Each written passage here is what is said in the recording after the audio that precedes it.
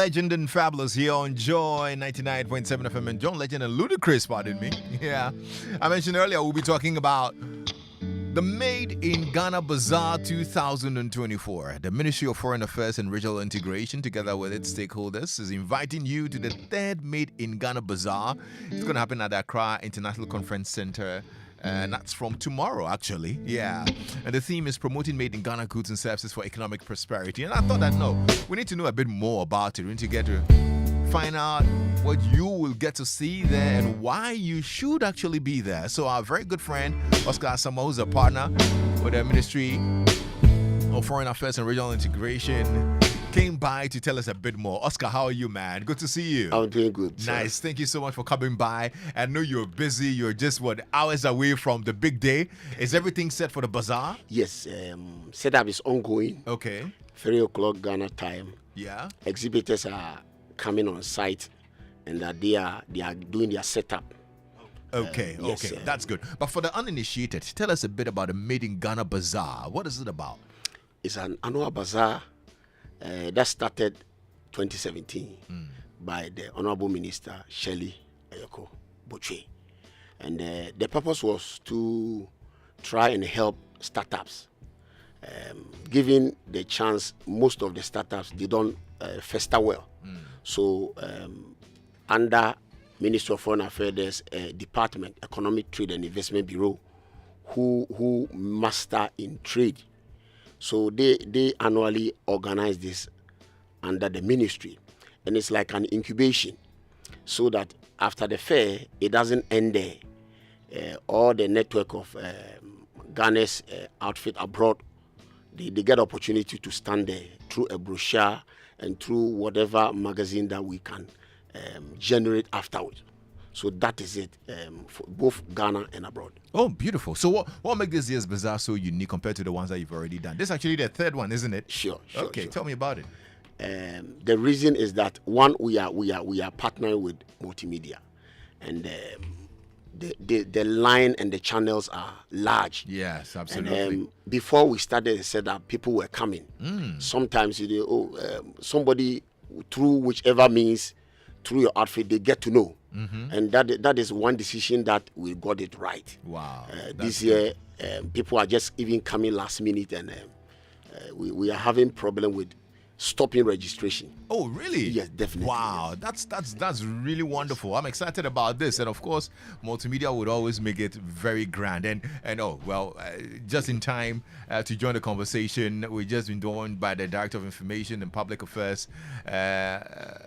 Bureau Tinewa Samoa. Yeah, Tinewa, how are you? Thank you so much for coming by. I was getting worried when you were not coming. I was like, oh, where did Mr. Abu Osman pass? And he's here as well, Director of Economic Trade and Investment Bureau. So we're just, Oscar just gave us a background to the bazaar tomorrow. But share with us, I was just about asking the economic benefits this bazaar will bring to not just startups, but of course the whole country. So can you share that with us? Indeed, for us, our bazaar is not just coming to sell and leave. The economic benefit is what we do. We use the network of our embassies, and then when we are done, we create catalogs, we create magazines, we distribute them to our embassies and to the missions here, and by so doing, we are exposing our SMEs to the international market. We also give them, if you like, exposures through exhibitions and trade fairs outside. Wow. And so the economic benefit for us, we practice economic diplomacy, and it's part of our objectives to do this. But for our SMEs, the economic benefit is so huge, right, because they get to network, they get to benchmark, they get to learn the best practices, and they even get to have partners who could fund them, and above all, they get a lot of orders. Great. Former exhibitors, really people who have done the exhibitions in previous bazaars will testify to this. Oh, that's good. I mean, I see the foreign component, the diasporan component of this bazaar is very, very huge. So share with us, how have you marketed this year's bazaar to the international community? So to start with, we have a media launch on 7th May. And since then, we had engaged with the foreign diplomats here and written to them by way of invitation.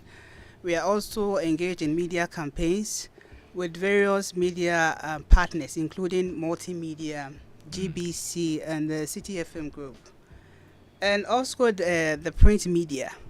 We also have billboards that we have mounted on the ceremonial streets.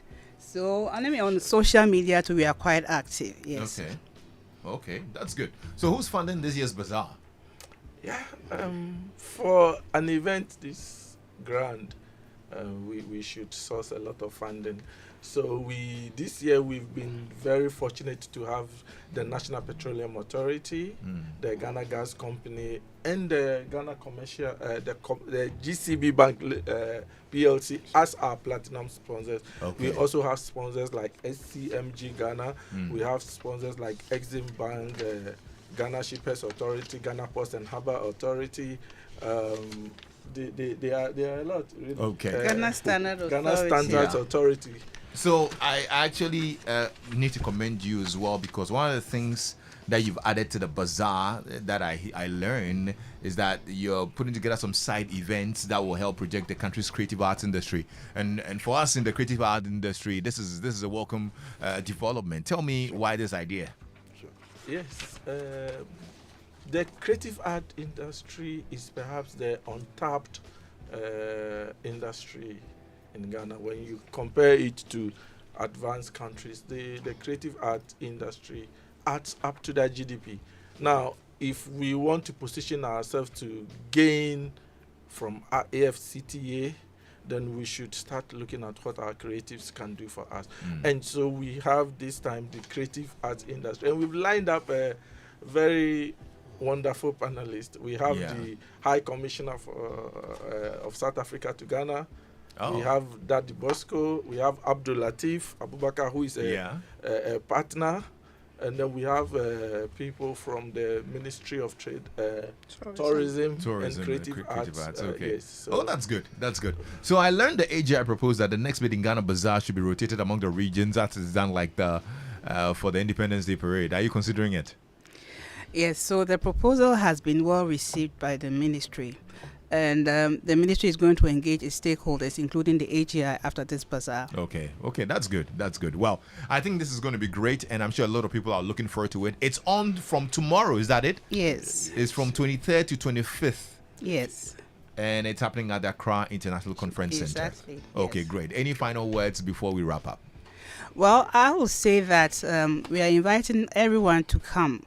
We have some fun-filled activities like Made in Ghana music. We're going to have kids' playgrounds for parents who come with their children. We're also going to have Ghanaian cuisine. And in fact, there's going to be a jollof war between Ghana and 2 other African countries. Yeah. And then I hope that we win. Host and win. And we also have a play by Latif Abubakar's production company, The Return of Nkrumah, which will be screening, the second coming of Nkrumah, which will be screening on Saturday afternoon. So we're inviting everyone to come and support the bazaar and also enjoy themselves. All right, Mr. Osman. Yes, I would say that our visitors should rest assured that we have done everything possible to ensure that the general public troops into the AICC, and to the general public, we don't tell them from 23rd to 25th. The place to go is AICC. The traffic is AICC. Yeah. They should come watch the second coming of Nkrumah at 4:00 p.m. free of charge. Latif would be charging. Normally, he should be charging some cool money, but this time it's for free. Okay. So they should come at 4 p.m. on Saturday. Yeah. In fact, they should come early, come shop around, and then cool off with the theater. Oh, yes, good stuff. All right, Oscar. Yes. Well, the bazaar is going to be fantastic.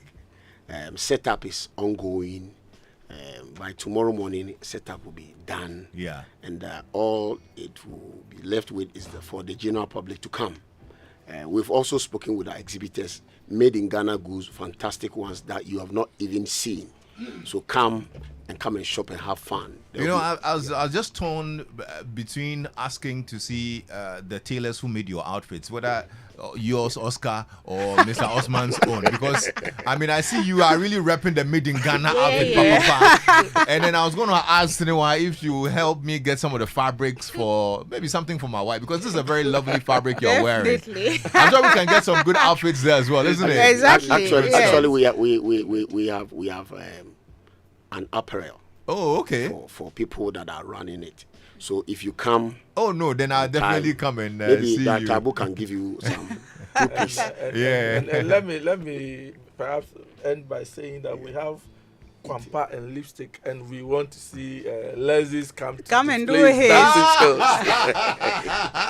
His dancing skills, the famous dancing skills. This one, you are laughing at me. No. We'd love to have you on site. I would definitely love to come through, so I will come through this weekend. Thank you so much, and we'll see you at the conference center this weekend. Yeah. Tinewa Samoa is the Director of Information and Public Affairs Bureau. Oscar Samoa is a partner at the Ministry of Foreign Affairs and Regional Integration, and Mr. Abu Osman is the Director of Economic Trade and Investment Bureau. And we've been talking about the Made in Ghana Bazaar happening at Accra International Conference Center on the 23rd to the 25th. You really need to be there because we're promoting Made in Ghana goods and services for economic prosperity.